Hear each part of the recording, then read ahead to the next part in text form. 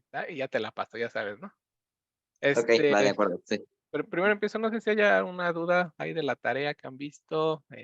Alguien me escribió, no sé si esté aquí, si sea Joseph.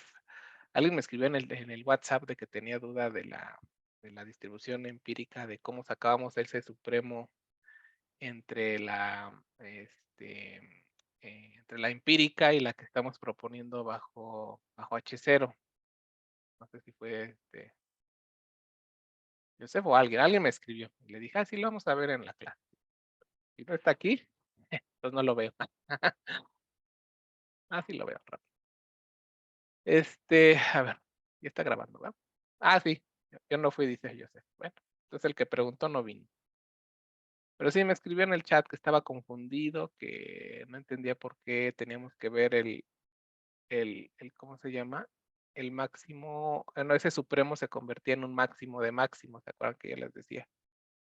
Que, la estadística de Kolmogorov, se resume a encontrar el supremo entre la empírica y la que proponemos, ¿no? Déjenme ver en qué parte de las notas, yo mencionaba cómo calcular ese supremo y les dije, a veces lo dejaba de ejercicio, pero ya mejor no, ¿no? Y les puse es esta parte de las notas, en donde dice que el supremo entre la empírica y la que yo propongo bajo H0, es muy importante que esta distribución bajo H0 esté completamente definida, para que yo pueda hacer la comparación, ¿no? O sea, yo tengo que graficar, por así decirlo, la empírica y compararla este, eh, contra la que yo propongo, entonces por eso sí la necesito completamente definida. Pero aquí, creo que lo que tu compañero me escribía es que él no veía la razón, o sea, él decía, pues si nada más quieres comparar esta diferencia, pues nada más quédate con esta, ¿no? Con la diferencia entre la empírica evaluada en la iésima observación ordenada. O sea, nada más tienes que fijarte en la iésima, ¿por qué te tienes que fijar en la anterior, no? Él me preguntaba, que no entendía esa parte, que según él, este supremo solo se debería de haber calculado con el máximo de este lado, no requerías los 2 máximos, ¿no? Le comentaba, pues, que había que ver ahí un detalle con, precisamente cómo se construye la empírica y eso del supremo. Entonces, un poco lo que quiero ahorita enseñarles es por qué tenemos que calcular ese supremo como ese máximo de 2 máximos. Básicamente, el detalle está en esto que lo que nos pide un supremo, ¿no? A ver, déjenme ver esta cosa como que anda loca esta. Ah, sí, como que no funciona voy a desconectarle. Ahí está. Como que hay que calibrarla. A ver si ya jala.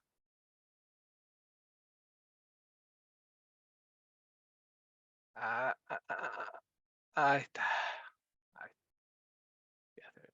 Bueno, entonces, la duda básicamente es por qué ese supremo se tiene que ser el máximo, de 2 de los 2 casos, ¿no? Entonces, vamos a hacer un grafiquito aquí para entender. Acuérdense que se supone que yo recibo una muestra y con esa muestra construyo la distribución empírica.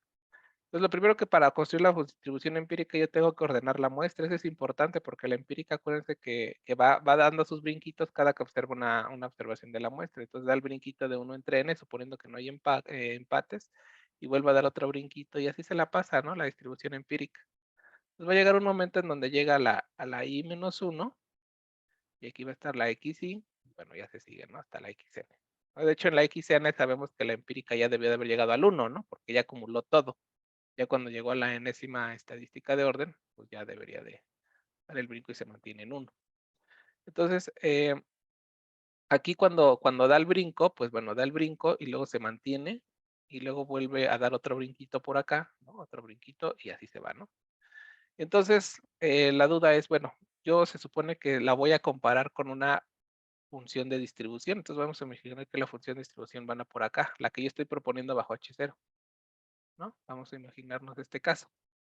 Em, entonces, esta es la F estrella, ¿no? La que yo propongo bajo H0 y quiero comparar la empírica, que es la que va dando brinquitos, contra esta que está en verdecito.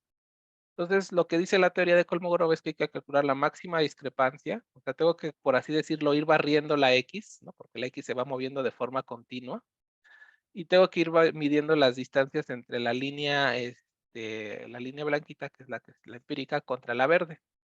Y entonces su compañero decía, pues es que nada más tenemos que fijarnos aquí, y aquí, y aquí, y aquí, ¿no? Entonces me dice, ¿por qué te tienes que regresar a ver la anterior?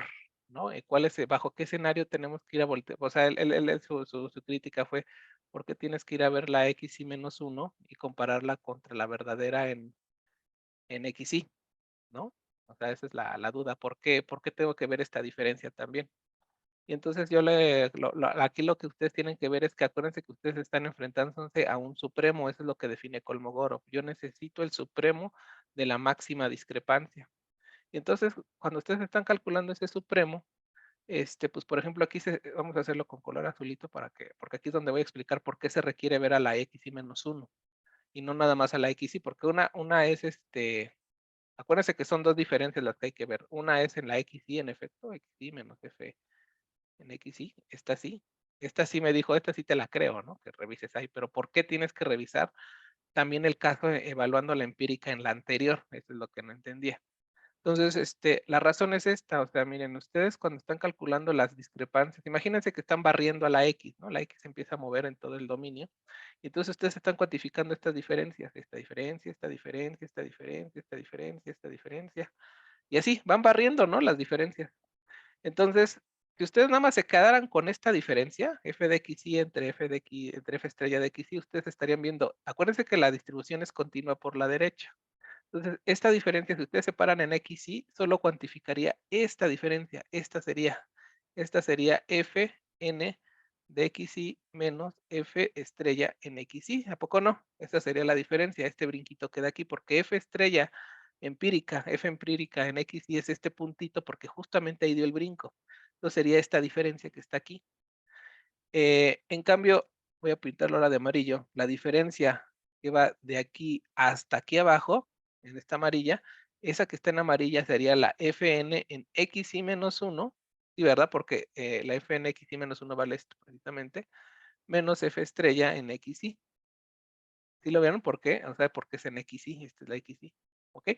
Entonces, ¿pero por qué lo tengo que tomar en cuenta? Pues porque es parte del supremo. Como este es un supremo, acuérdense que ustedes, ¿cómo se calculaba el supremo, no? Pues como un límite, ¿no? Ustedes van calculando distancia, distancia, distancia, distancia, distancia. Y va a llegar un momento en que estas líneas azules van a converger a la línea amarilla. ¿A poco no? Van a converger a la línea amarilla. Entonces, como yo quiero un supremo, pues tengo que contemplar este caso de la línea amarilla. También lo tengo que contemplar.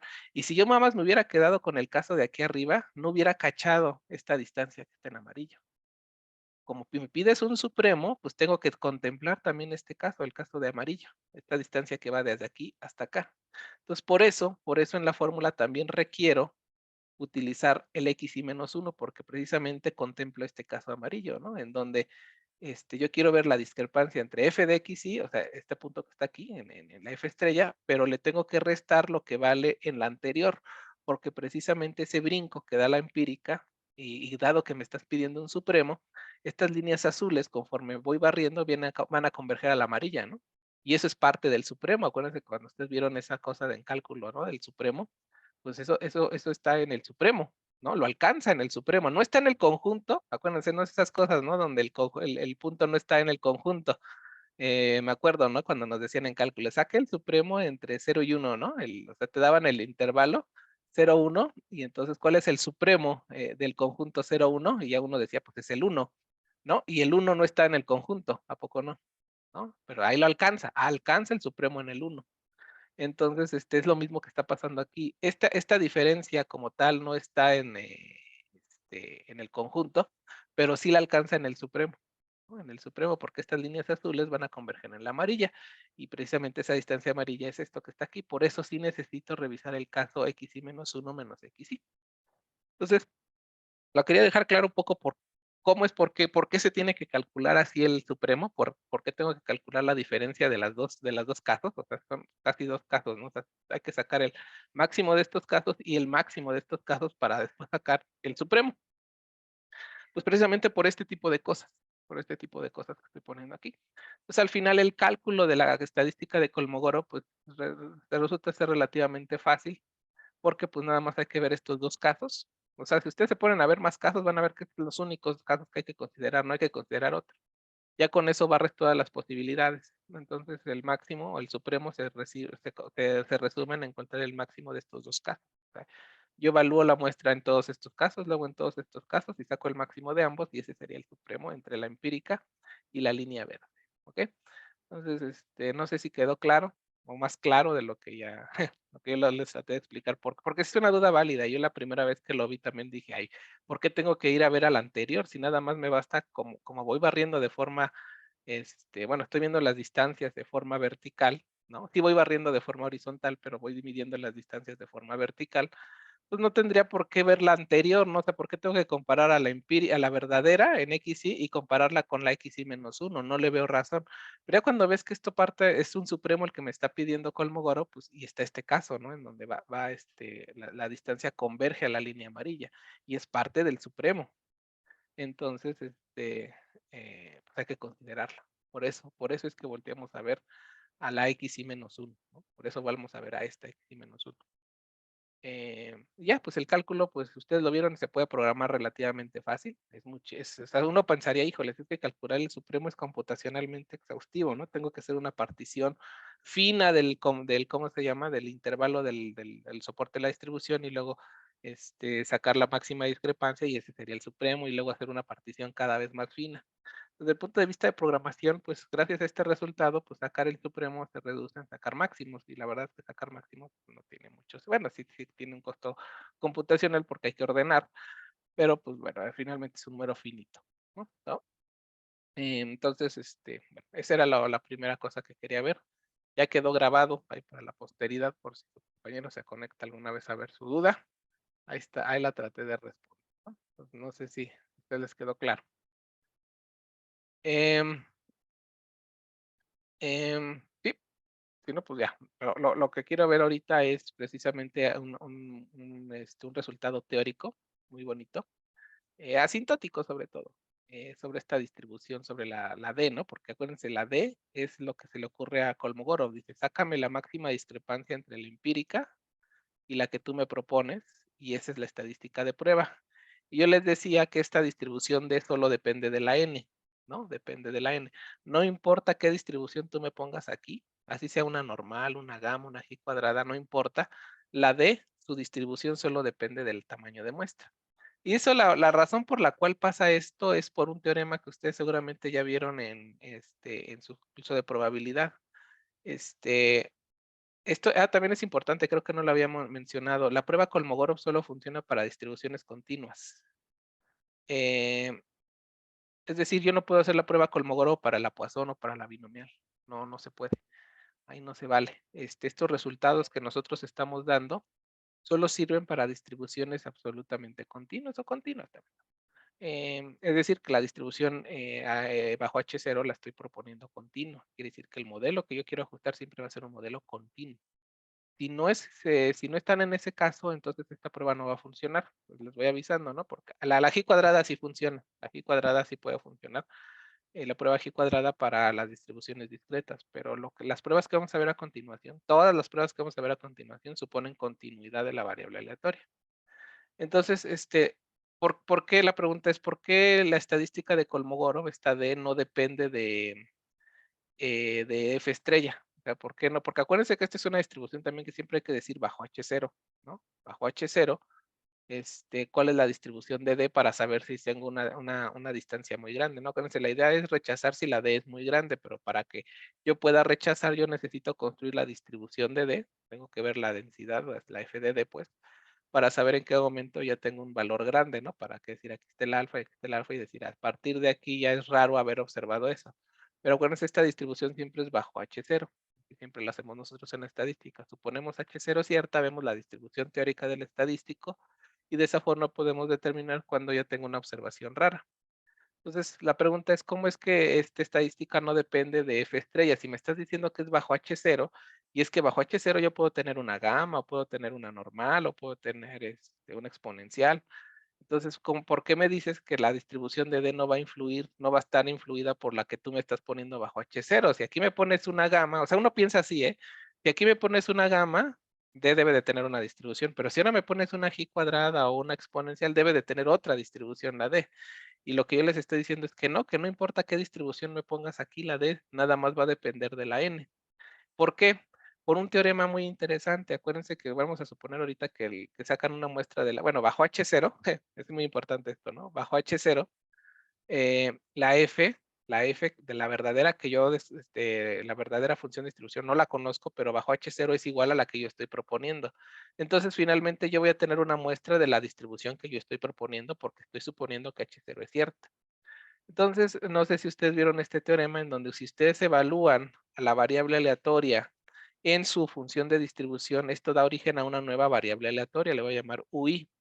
Y esta UI, espero que ustedes lo hayan hecho probado en sus cursos de probabilidad, siempre se distribuye uniforme 0,1 para toda F estrella que tú me pongas. Esta es lo que respalda esto de que la D no dependa de la distribución F estrella. Porque lo que está diciendo este teorema es muy bonito. Dice, mira, si tú me das una muestra aleatoria de un modelo, de una función de distribución, y agarro una variable aleatoria y la evalúo en la función de distribución de donde vino la muestra, entonces genero una nueva variable aleatoria porque es una transformación de la variable aleatoria original, y esa UI siempre se va a distribuir uniforme 0,1. Esto es un teorema de probabilidad. Entonces, aquí lo que quiero que entiendan es que esto es para toda F estrella. Es decir, no importa qué F estrella me des, siempre y cuando H0 sea cierta, pues, o sea, tú me estás dando una muestra aleatoria de F estrella. Si ustedes agarran cada una de las muestras y las evalúan en la verdadera, en la función de distribución de donde vino la muestra, lo que se demuestra es que estas UI son uniformes 0,1. Y entonces, pues precisamente de ahí sale por qué la estadística de Kolmogorov no va a depender de la F estrella, porque este resultado me lo garantiza de que esto se vale para cualquier F estrella. Entonces, realmente lo que hace Kolmogorov en este tipo de cosas es, mira, tú partes de una hipótesis de que la verdadera función de distribución es F estrella, esa es tu hipótesis original. Pero lo que yo voy a hacer, o sea, yo te estoy dando una muestra X1, Xn, muestra aleatoria de F de X, ¿no? Entonces yo planteo esta prueba de bondad de ajuste. Lo que yo estoy proponiendo, lo que propone Kolmogorov es, mira, ¿sabes qué? ¿Por qué no transformas tu problema? Llévatelo a un problema fijo, conocido.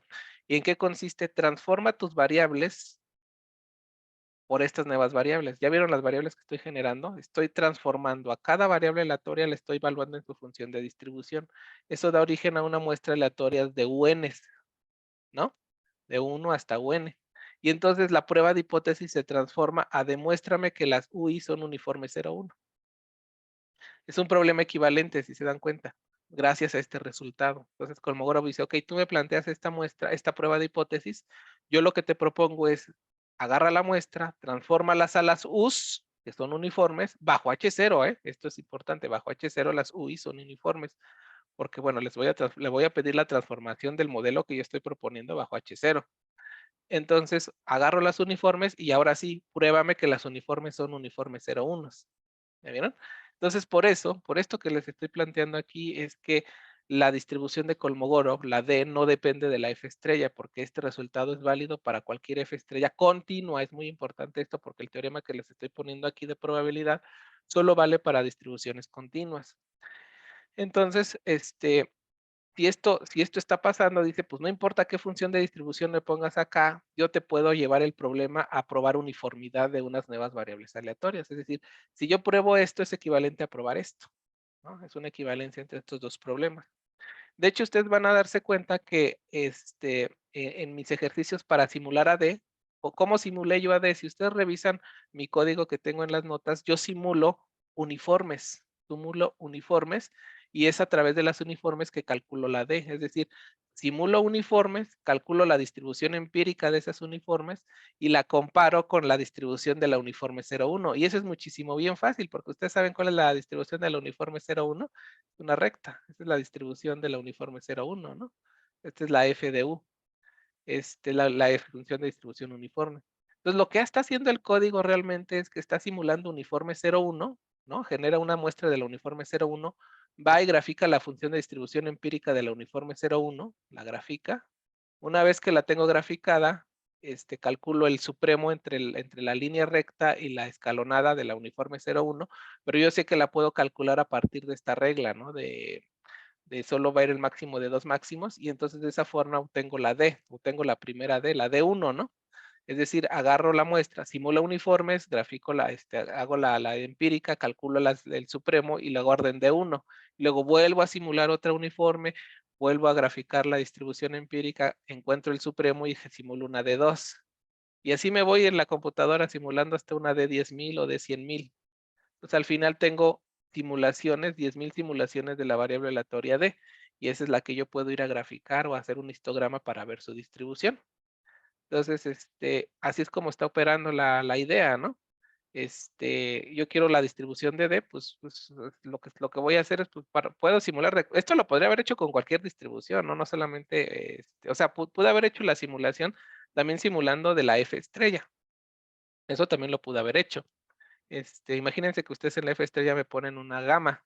Entonces simulo una gama y hago exactamente el mismo problema, más que lo tendría que comparar con la distribución de una gama. Pero eso es más tedioso, ¿no? Es más complicado computacionalmente. Entonces, lo fácil, o sea, lo fácil es, como ese problema es equivalente a hacerlo con uniformes, pues mejor lo hago con uniformes y ya acabé. Y simular uniformes es muy fácil, en calcular la distribución de una uniforme es más fácil, y sacar el supremo, pues ya saben, fácil porque solo hay que sacar unos máximos. Entonces, de esa forma es como el código está funcionando, ¿no? Entonces, al final vimos nosotros un ejemplo donde precisamente yo simulo, y nada más depende de la n, ¿no? Eso sí es cierto, eso sí depende del tamaño de muestra que tú me estás pasando, ¿no? La distribución de dn, pues depende solo del tamaño de muestra que tú me estás pasando. Evidentemente, si me das más muestra, la distribución empírica va a cambiar, ¿no? Acuérdense que está detrás el teorema de Glibenko-Cantelli, que dice que la empírica se empieza a parecer cada vez más a la verdadera función de distribución. Entonces, em, el código, ustedes por eso van a ver que se simulan uniformes. Si ustedes van al código, en R, cuando yo les dije, miren, aquí está el código para simular la distribución, hacerlo grandote. Aquí viene, hasta lo comparé con la tabla del cono. A ver, vean cómo yo empiezo simulando uniformes. ¿Ya vieron? Porque es más fácil, o sea, es más fácil. Les digo, lo pude haber hecho con gamas, pero tendría que haber comparado con la función de distribución de una gama, y eso también le cuesta trabajo a los programas. Entonces, mejor lo hago con la uniforme, a fin de cuentas que es un problema equivalente. Entonces, por eso en el código que ustedes están viendo aquí, yo estoy simulando uniformes, construyo la empírica de esa uniforme, y aquí la estoy comparando contra la distribución. Esta es la empírica, la Fn es la empírica, y esto que está aquí es la distribución, nomás que no le puse F grandota, pero es la identidad. Vieron que la identidad es la distribución real de una uniforme, por eso nada más pongo la Y, así, pum. Si yo hubiera simulado de una uniforme, de una normal, aquí tendría que haber puesto la distribución normal. Eso le cuesta el trabajo a R, porque sería la función pnorm, pero no lo hice porque simulé de una uniforme, el cual es más fácil, su distribución es la identidad, por eso ven así la Y solita. La Y, acuérdense que es la muestra ya ordenada, ¿no? La Y ya es la muestra ordenada con un cero añadido. Entonces, de esa forma, pues somos capaces de poder simular la distribución Kolmogorov, pero lo que sí es que depende del tamaño de muestra. En este caso fue de tamaño 5. Pero hice ¿cuántas? 10,000, 100,000 simulaciones. Ahí está el programa y ahí está la distribución de Kolmogorov. ¿eh? Para D5, esta sería la D5, la distribución D5. Y entonces cuando yo reciba ya una muestra de tamaño 5 y calcule el estadístico de prueba, yo ya sé si la estadística de prueba está tomando un valor más atípico, ¿no? Acuérdense que se hace el 1 menos alfa, el alfa, y se determina si estoy en zona crítica o no. Esa es la forma en cómo opera la distribución KS. Eh, hay un resultado asintótico muy bonito de esto. Este es el ejemplo que estábamos viendo, ¿verdad? El de la temperatura, que ya no existe la base aquí, pero Sergio nos encontró otro sitio donde sacar los datos, digo, por si ustedes lo quieren hacer. Pero ahí está, ¿no? Ahí está la distribución empírica, el modelo que propongo bajo H0, la normal. Hicimos todo el cálculo de la estadística de prueba. Cálculo de la estadística de prueba me dio de 0,8456, es decir, saqué el supremo entre la empírica. Miren, aquí sí estoy usando la PNORM, ¿ya vieron? El PNORM, porque sí estoy comparando o sea, estoy comparando la empírica, que es la azul, contra la distribución normal que estoy proponiendo. Pues sí, aquí sí usa el PNORM, aunque también pude haber hecho la transformación que propone Kolmogorov, de pues llévatelo a la a la uniforme 0,1, en este caso no lo hice. Pero ahí está el estadístico de prueba, 0.084. Y después digo, ya esto es grande o no es grande. La pregunta, ¿esto es grande o no es grande? Entonces, pues tengo que simular, o más bien dicho, sí, encontrar la distribución de la estadística de prueba de Kolmogorov cuando n vale 130. Y aquí fue donde me puse como loco a simular, para el caso n igual a 130, me puse a simular 100,000 simulaciones de la distribución de para n igual a 130 y ver cuáles son los cuantiles, ¿no? Entonces, aquí no grafiqué la distribución, pero tengo los cuantiles a través de las simulaciones. Acuérdense, se utiliza la función cuantile. Aquí en D están guardadas las simulaciones, las 100,000 simulaciones, y por eso aquí le mando a llamar, dame los cuantiles de estas simulaciones. Entonces, estos son los cuantiles teóricos de la distribución Kolmogorov con n igual a 130. Y entonces ya nada más me pregunto si por ejemplo la voy a hacer al 95%, si la D que yo obtuve acá arriba con los datos que tú me pasaste, que fue 0.084, superan al cuantil 95%, que es 0.11, es que debo de rechazar H0, porque ya estoy en zona crítica.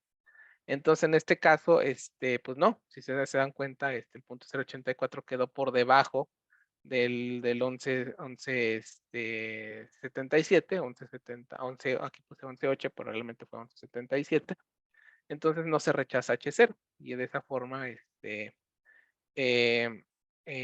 ya puedo calcular ¿cómo se llama? Tomar la decisión de si el modelo se está ajustando o no. ¿Ok? Em, entonces, eh, lo que quería mostrarles es qué pasa cuando la n empieza a ser muy grande. Ahí hay un tema teórico interesante. ¿Qué pasa cuando la n es muy grande? ¿Qué le pasa a la dn? Acuérdense nuevamente.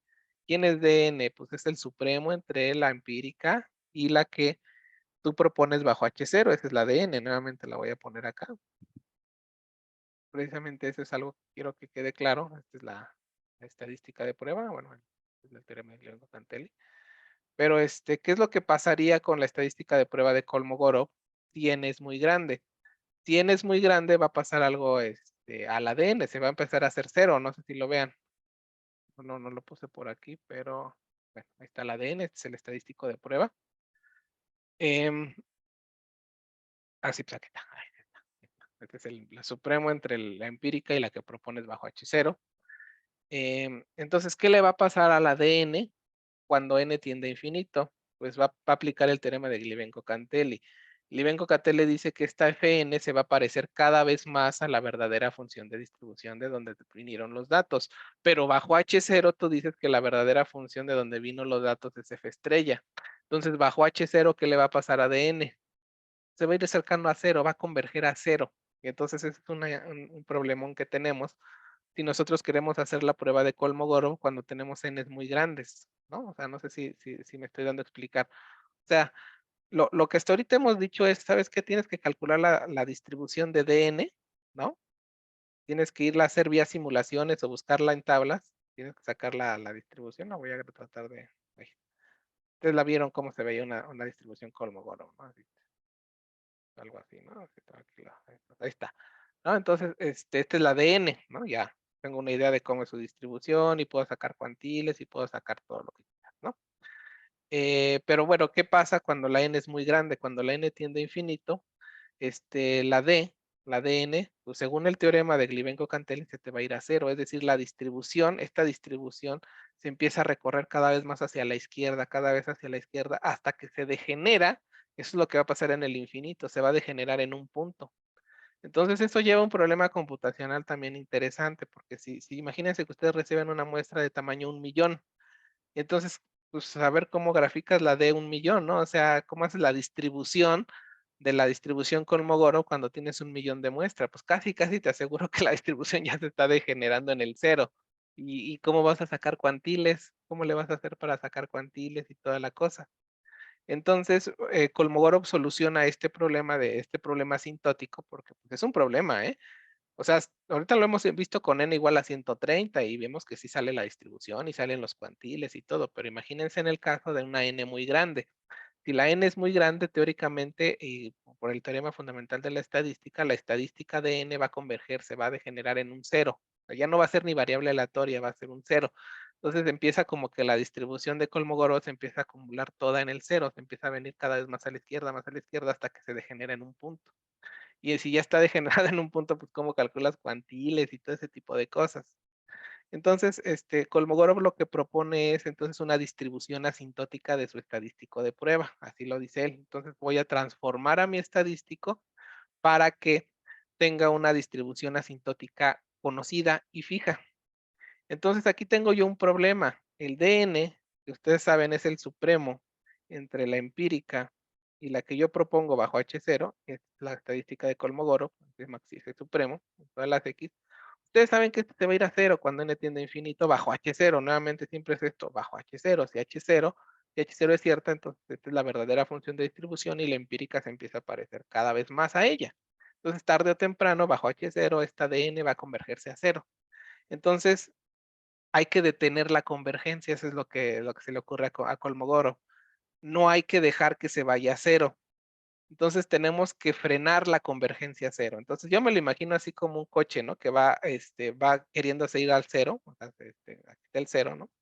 Entonces empieza la estadística y se empieza a querer al cero, se va al cero, se va al cero. Entonces hay que contrarrestar esa aceleración que tenemos hacia el cero para que nunca llegue al cero. Entonces, ¿cómo contrarrestamos que se vaya al cero? Pues metiéndole por acá otra serie o otra función que vaya para arriba, para de tal manera que neutralice las fuerzas, ¿no? Este supremo se va a querer ir al cero, pero yo tengo que ponerle algo aquí para que no lo deje ir al cero, es decir, que frene la convergencia hacia el cero, algo que se vaya a infinito. O sea, así como esto se está yendo a cero, yo quiero poner algo que se vaya a infinito para que el producto entre estas dos cosas no se vaya ni a cero ni a infinito. ¿De acuerdo? Entonces, toda una teoría en probabilidad precisamente que se le llama velocidad de convergencia. Así se le dice en probabilidad.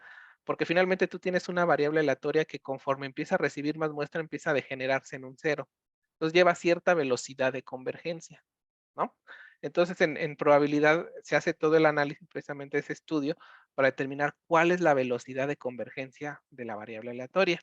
Y una vez que tú tienes la velocidad de convergencia, puedes contrarrestarla, por así decirla, frenarla, decirle, sabes que no quiero que te vayas a cero. Como yo ya sé tu velocidad, yo ya sé cómo contrarrestar tu convergencia a cero. Entonces, después de todo ese análisis probabilístico, porque no es fácil, o sea, hay que sacar el por qué, tiene que ver ahí el teorema del límite central también, pero lo que Kolmogorov dice, ¿sabes qué? Tengo que multiplicar por raíz de n. Bueno, es lo que él demuestra. Si tú agarras a la de n y la multiplicas por raíz de n, ¿qué cree que va a pasar? Por un lado, la de n yo ya sé que se va a ir a cero, pero el raíz de n, ¿qué le pasa? Se va a infinito. Pero aquí entra lo interesante de Kolmogorov. Kolmogorov demuestra que este producto ya no se va ni a cero ni a infinito, sino converge a una distribución, creo que le llaman Hn, perdón, H, ya no lleva la N porque ya convergió, pero converge a una distribución HX. Y a esta distribución HX se le conoce como la distribución asintótica de Kolmogorov. ¿Y cómo la sacó? Pues frenó su distribución, no dejó que se fuera a cero, entonces multiplica por raíz de n para frenar esa caída a cero, y él demuestra que si ustedes multiplican por raíz de n a su estadístico de prueba, entonces esta variable aleatoria, porque esta es una nueva variable aleatoria, ¿no? Llámenle, bueno, ya no y, llámenle y, pues esta variable aleatoria y va a tener una distribución h, ¿no? ¿Quién es esa distribución h? Es la distribución asintótica de Kolmogorov, está publicada en su libro cuando él saca su prueba, y déjenme ver si por acá se las puse, creo que no, vamos a regresarnos un poquito. Precisamente ahí trato yo de explicar cuál es lo de la velocidad de convergencia y todo aquí en esta parte de las notas, les trato de justificar cómo es que se le ocurrió multiplicar por raíz de n. ¿Dónde lo vi? Ah, sí, está el teorema del límite central, aquí donde él propone el raíz de n, límite, el teorema del límite central. Y dice, bueno, entonces vamos a multiplicar por raíz de n, va a converger en distribución. Entonces aquí justifica, tiene que ver la binomial, ahora ahí está la binomial. Y esta es la distribución h que les decía. Entonces, esta es la función de distribución de Kolmogorov, que está horrible, ¿no? Como siempre, esas distribuciones. Pero es de una distribución asintótica. ¿Ya la vieron? Esta es la función de distribución a la que converge raíz de n por dn, ¿no? Y entonces, de esa forma, Kolmogorov dice, ya tengo solucionado el problema cuando tienes muestras grandes. Si tú tienes muestras grandes, corres el riesgo que dn ya esté degenerándose en un cero o cercano a cero. Entonces, él propone, dice, ya no calcules dn, mejor calcula raíz de n por dn. Y ahora busca los cuantiles de h. Y ya, de esa forma, aunque tengas una n muy grandota, mejor calculas esta transformación y ahora te vas a los cuantiles de la distribución asintótica de Kolmogorov. ¿Qué quiere decir eso? Pues básicamente que lo que pasaba en el libro de Conover, yo me acuerdo cuando ibas al Conover, ponía la n, decía n igual a 2, 3, 4, llegaba como al 100, y ya cuando aquí nada más te decía que ya fueras a ver la tabla de la distribución asintótica, te decía, bueno, aquí estaban los cuantiles, ¿no? El cuantil punto 90, el cuantil punto 95, ya me acuerdo, ahí iba el libro del Conover y veía esta cosa y lo tabulaba así, ¿no? Entonces así yo veía. Si la muestra es tamaño 2, este es el cuantil, este es el cuantil, y ya, ¿no? En función al tamaño de muestra que yo me habían dado en el ejercicio, pues iba y buscaba el cuantil. Si lo querían al 5%, pues buscaba este cuantil y ya sabía si rechazaba o no rechazaba H0. Pero Conover decía, bueno, si la muestra ya es más grande de 100, te decía, ya no calcules dn, mejor calcula raíz de n por dn. Calcula este número y compáralo con estos cuantiles. Y yo decía, ¿y estos cuantiles de dónde se les ocurrió? Pues son los cuantiles de la H, de la distribución asintótica de Kolmogorov. Ajá. Entonces, cuando ustedes, si es que ustedes tienen el libro de Conover o lo sacan de la biblioteca, van a ver esto tabulado. Busquen la tabla de Kolmogorov y van a ver que sí, para casos, para n's pequeñas, sí tabuló su distribución. Pero ya cuando una n es muy grande, dijo ya, mejor vete a la distribución asintótica y olvídate. Es como lo de la normal, ¿se acuerdan? Perdón, la distribución, los cuantiles de la distribución T de student. Cuando los grados de libertad son pequeños, pues sí te pone los cuantiles, pero ya cuando los grados de libertad son muy grandes, te dice ya vete a la normal, porque ya convergía a la normal, mejor vete a ver los cuantiles de la normal. Algo similar es este razonamiento. Si la muestra ya es muy grande, ya no calcules dn, mejor calcula raíz de n por dn y ve a buscar los cuantiles de h, que es la distribución asintótica de Kolmogorov. ¿Ah? Y entonces, así es como se soluciona ya cuando la n es muy, muy, muy grande, ¿no? Al menos en los ejercicios que yo les pongo ahí en las notas, pues no es necesario recurrir a eso, pero sí les quería mencionar que existe la distribución asintótica y surgió por el problema de la convergencia de dn hacia el cero. Pues nuevamente, todo esto son por problemas numéricos, o sea, antes, pues tener una muestra de tamaño 100 y hacías las simulaciones de la D, prácticamente las simulaciones te daban que todas eran cero. Y cómo calculo el histograma y cómo calculo el box plot si todo me está dando cero. Pues sí, es porque pues, no tenías mucho punto de precisión, ¿cómo le llaman? Precisión o punto flotante de la computadora. Y pues aparte que te costaba hacer simulaciones, ¿no? Ya una muestra muy grande, pues ya le costaba a la computadora. Hoy en día, pues ya tenemos más precisión en las computadoras, tenemos más poder computacional, y de hecho, por eso en el ejercicio que ustedes ven en este caso, de la muestra de la temperatura, es una n igual a 130. Y yo no fui a buscar la distribución asintótica de Kolmogorov. Dije, no, yo sí saco la distribución de 130. A lo mejor antes no se podía, decían, ¿sabes qué? Es que numéricamente no nos da. Pero pues hoy en día, miren, yo la hice aquí viene, dicen, a ver, simúlame la distribución asintótica para el caso n igual a 130. Aquí están los cuantiles, ¿no? Ahí están los cuantiles. Entonces, pues ya sabes si rechazas o no rechazas, ¿no? Entonces, de esa forma lo hice, ¿no? Pero sí quería dejarles claro que existe la distribución asintótica de Kolmogorov, ¿no? Y al final, en la tarea no pueden usar esta función. Sí la pueden usar solo para comprobar que hicieron bien su programa. Pero yo sí en la tarea les estoy pidiendo que hagan la prueba Kolmogorov, sí les estoy pidiendo que la hagan al menos una vez a patita. Es decir, aviéntense el cálculo del máximo de máximo. Pues yo lo estoy haciendo aquí, pues pueden agarrar mi programa, copiar y pegar, pero sí calcúlenlo a patita al menos una vez. Vean cuál es la máxima discrepancia entre la empírica y la que proponen bajo H0. Ya cuando ustedes son expertos en bondad de ajuste, pues no tienen que hacer eso, simplemente tienen que mandar a llamar la función ks.test. Esto va a hacer todo el trabajo por ustedes.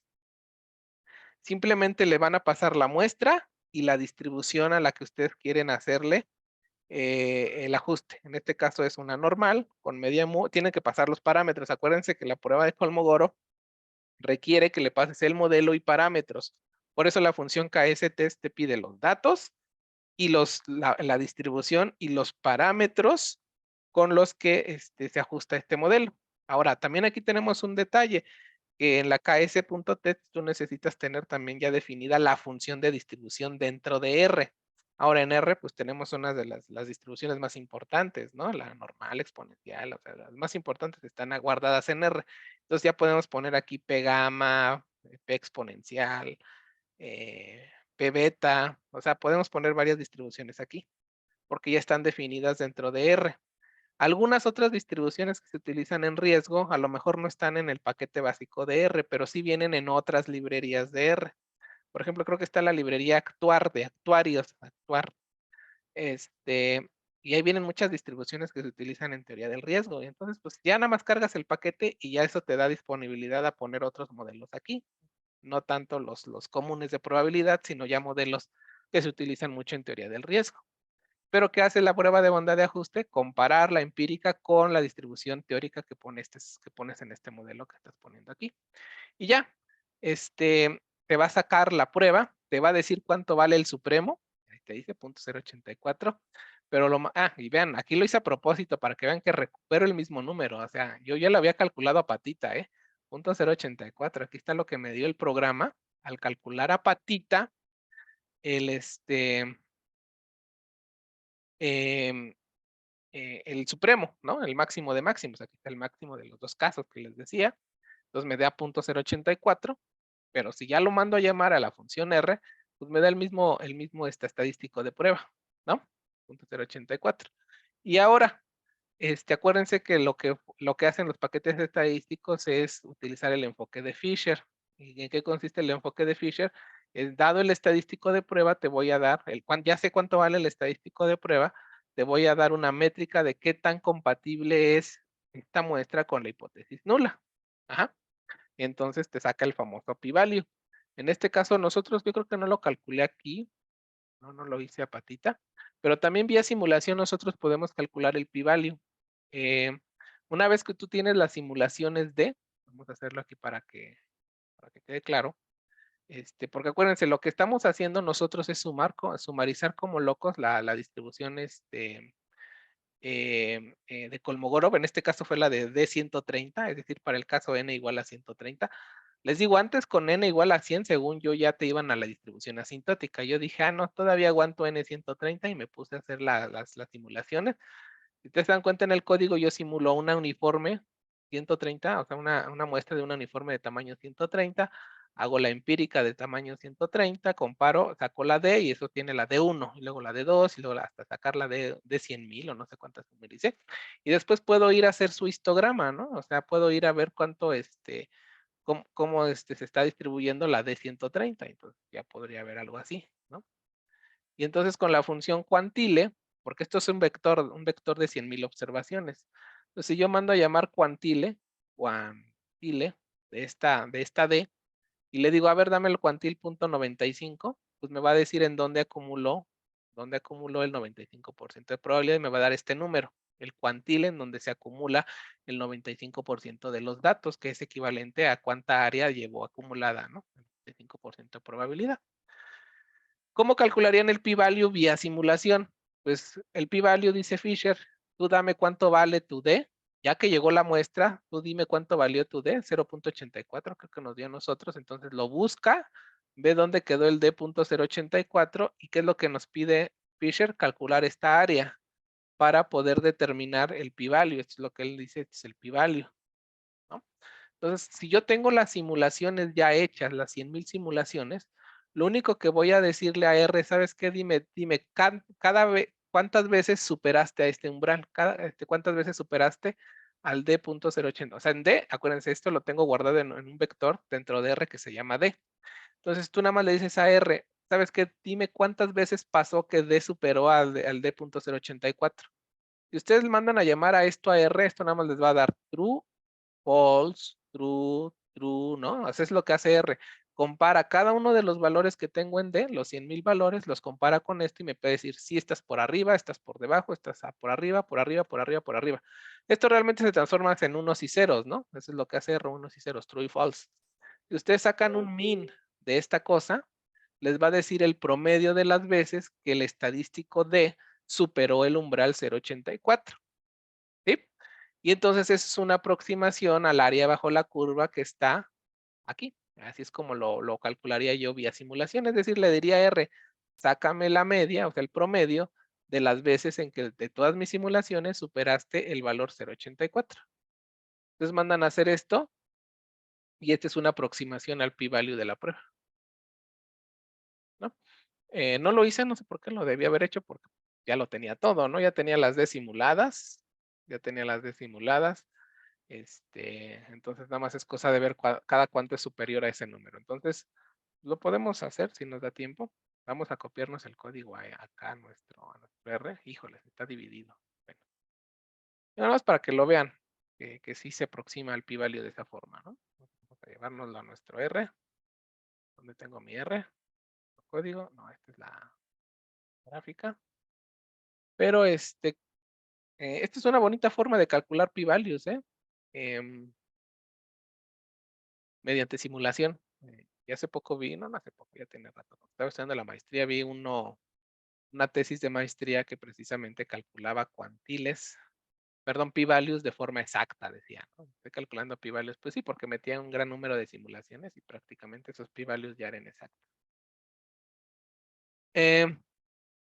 Ahí está, miren, según yo ya copié, este es el que no se copió bien, ya me acordé, las llavecitas estas, no sé por qué no me las cambia por F cuando copian y pegan, entonces tengan cuidado cuando copien y peguen el código de ahí de las notas, porque los corchetitos de estas cosas, las llavecitas, las cambia por letra, entonces, no sé por qué, ¿no? Pues ahí está, caso igual a 30, voy a hacer 100,000 simulaciones, voy a simular entonces uniformes, voy a simular una muestra de tamaño 100, 130 de una uniforme para calcular precisamente el estadístico de Kolmogorov para el caso de igual a 130. Guardo aquí el vector de ceros, ¿no? De las 100,000 ceros que ahorita tengo. Después las voy a ir llenando con las simulaciones. Pero vean cómo funciona el código. Es muy simple. O sea, yo simulo una muestra de tamaño 130 de una uniforme. Ahí está, ¿no? Ahí está. Ahí está la muestra de tamaño de una uniforme 01. Las ordeno, evidentemente, construyo la empírica, y ustedes, pues yo la podría mandar a graficar, ¿no? Plot, FN. Entonces por aquí debe estar, ahí está la empírica, miren, ahí está la empírica. Y luego le voy a poner la verdadera función de distribución de la uniforme, es esta, la línea, ¿no? Y saco el máximo entre esas dos funciones, entonces aquí es donde precisamente saco provecho de que es una uniforme 0,1, entonces no tengo que estar calculando, la función de distribución de la uniforme es muy simple, entonces de esa forma saco ahora sí que el barro las is, ¿no? Para sacar la máxima discrepancia y después saco el máximo de todas ellas.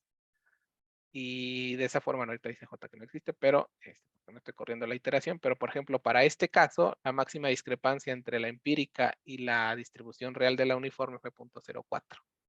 Esto lo estoy haciendo 1,000,000 de veces, digo 100,000 veces, y voy llenando mi vector de Ds. Pues ahí está trabajando el R. Debe de hacer una forma todavía más eficiente. Yo la verdad hago programas horribles, pero ahí está trabajando, está construyendo, está simulando 100,000 simulaciones de este ejemplo. En cada una de ellas construyo la empírica y comparo contra la verdadera función de distribución. Y después de un rato, pues voy a tener las 100,000 simulaciones y puedo graficar el histograma si yo quiero o los cuantiles, ¿no? Entonces, pues aquí ahora sí me toca esperar. Ya mi computadora está viejita, ustedes disculparán. Entonces ya lo meten en una i7 o i8, no sé cuál procesador vaya hoy en día. Van a ver que es más rápido, ¿no? Creo que aquí me manché, creo que sí no debía haber puesto así también. Pero bueno, ahí hay que dejarla trabajar. Ahí está. No escuchan ustedes, pero ahí está mi ventilador de la computadora. Parece que va a despegar como cohete, ¿no? De SpaceX. Bueno, En lo que acaba, pues ya nada más decirle que pues en la tarea, pues sí háganlo al menos una vez a patita, pero sí compárenlo, o sea, sí los recomiendo compárenlo con la prueba KS.test, ¿no? Nada más para checar que sí llegaron al mismo estadístico de prueba. Y no sé si les pido p-value, pero quieren también que llegan al mismo p-value, ¿no? Entonces, bueno, es el p-values grandes, es a favor de la hipótesis nula. En este caso, el p-value fue del 30%. Eso es a favor de la hipótesis nula. ¿Y cuál es la hipótesis nula? Que el modelo normal se ajusta a estos datos. Entonces, ya saben qué decir. Según Conover, el modelo normal es una buena aproximación a la verdadera función de distribución de estos datos. Y ya, hacen su prueba de bondad de ajuste. No, pues ya, yo creo que ya no acabé, ya son las 7. Acuérdense que les comenté que KS-test, me pregunta, o sea, Joseph, que si KS-test está en, ¿cómo se llama? En CAR, pero no sé, creo que está en stats, mira, está en stats, no necesitas cargar CAR. Digo, por si la quieren usar, ahí está en el paquete normal, en el paquete base, el paquete base del modelo. Digo de R, no lo necesitan. Lo que les iba a decir entonces es que la siguiente semana, al parecer el lunes es paro, es el único día que puedo darles clase de la siguiente semana, porque voy a salir de viaje. Entonces, pues al parecer va a estar paro. Yo voy a estar atento por si se llega a levantar el paro, pues yo, mira, ya acabó. Pues yo ya vendré a darles clase, ¿no? Pero si no, pues nos veríamos hasta la otra semana. Pero ¿cómo se llama? Sergio, pues iba a poder estar con ustedes. Voy a hablar bien con él si él puede dar al menos otra clase, pero también depende de cómo está él en sus tiempos. Pero yo, si el lunes no hay clases, pues ya los vería hasta el otro lunes. ¿Ok? Ahí están mis simulaciones, miren, ahí están las 100,000 simulaciones. Ya nada más para que no se aburran, hagan su histograma. Ahí está el histograma de la Kolmogorov con n igual a 130, así se distribuye. Después de 100,000 simulaciones, así está la distribución de Kolmogorov para el caso n igual a 130. Y yo les decía que una forma de calcular el p-value es ver de todas estas simulaciones cuántas veces superé el valor. ¿Cuál fue el valor que me salió aquí? 0.084, ¿no? Si yo corro esto, R me va a decir true, false, cuándo sí, cuándo no. Entonces, nada más sáquenle un promedio a esto y va a dar una aproximación al p-value. 0.2937. ¿Cuánto es? 0.2937. No pasa nada. Ok, bueno, pues era eso. Si no hay dudas, comentarios, podemos pasar y a ver. Pues bueno, no sé, depende de cómo estén los paros. ¿Verdad? ¿Ok? ¿Todo bien? ¿Cómo van? A ver, ¿alguna duda? Si no hay dudas, pues ya nos podemos retirar, ¿eh?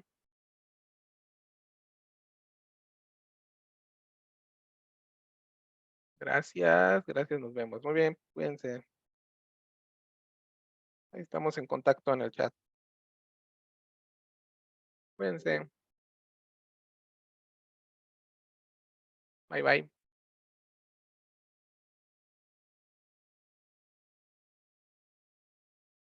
Dejar de compartir. Hola, Sergio. Hola, profe, ¿cómo está? Ay, bien. ¿Ahora no trabajas o qué? Sí, pero hoy salgo temprano, salí a las 2. Sí, igual acá es lo bueno, ¿no? De esas empresas gringas. Sí, exacto, que a No las dejan. 2 ya se cierra el changarro. Ujú. Sí, igual acá nos dan la oportunidad de salir a las 3, 2:30. Ay, sí, Entonces, el flexi viernes. ajá, sí, sí, sí. Pues sí, te digo que voy a salir el martes, voy a estar en Estados Unidos, es un curso que me pusieron, pero ay, no sé, es un curso bien feo, ¿Sí? ¿Por qué? de liderazgo y quién sabe qué tanto. Ah, ya, Esos sí, ya, ya, ya. cursos que motivacionales, no sé, Sí. no sé, no me gustan, o sea, yo los he tomado en español y todo, y, ay, no estoy, ay, hagan equipos y discutan esto, y quién sabe qué harían y qué no harían. No, ya, por favor, prefiero un curso, Mejor ya en Zoom. sí, pero no, me mandaron allá, y para colmo es en inglés, entonces ahora no sé ni qué voy a hacer. No, Este, no, pues sí. ¿Y se va toda la semana? el martes y regreso hasta el sábado. Pues sí, son bastantitos días. Bueno, recursos realmente son 2 o 3 días, pero yo me Ujú. aproveché para quedarme más tiempo. Ay, pues está bien. Pues ahora sí que ya aprovechando el viaje. Ujú. Entonces, pues, no sé si tú tengas tiempo de dar algo de clase ahí de teoría para no atrasarnos. Te iba a decir eso. Sí, no, sí, profe. ¿Sí? Sí, sí, sí. Este, bueno, no diste ayudantía esta semana, ¿va? Por lo del paro. No, por el paro, sí. Entonces, pues igual si el martes ya se levanta el paro, pues igual y ahí, darles una clasecita. Pero pues, siguiendo las notas, seguiría la de la Colmogoro, Ajá. de una cola. De si nada más quieres ver si la función de distribución está por arriba o por debajo. Ok, Y lo de bandas de confianza, eso creo que sí les puede llegar a interesar, ¿no? Que construir ok, una ok, banda de ok. confianza para la distribución. Y ya, pues yo regreso con la prueba Liliford, que es lo que sigue. Ujú. Ajá. Ok, va, de acuerdo. Y ayúdales con la tarea, porque seguramente van a tener dudas. Sí, ok. Sí, profe. Sí, los voy a checar y de todas formas, pues ya le voy avisando. Y ya Ajá, el martes que tengamos clase, pues le digo qué fue lo que vimos. ajá. Sí, sí, sí. Sí, es que no, el Ok. martes ya estoy. Bueno, el martes, fíjate, no, ya vi que no, porque yo voy a llegar a las 7, el vuelo sale a las 12. Sí, no. Entonces llego a las 7 allá, entonces no, tarde para decir hola. Ok. Bueno, pues así lo hacemos, Sergio, te agradezco. Va que va, profe. No, de nada, al contrario. Órale, Y que le sea cuídate. leve el curso. Ay, sí, ya me imagino. Órale, Vale. cuídate. Nos Bye, bye, vemos. descansa. Bye.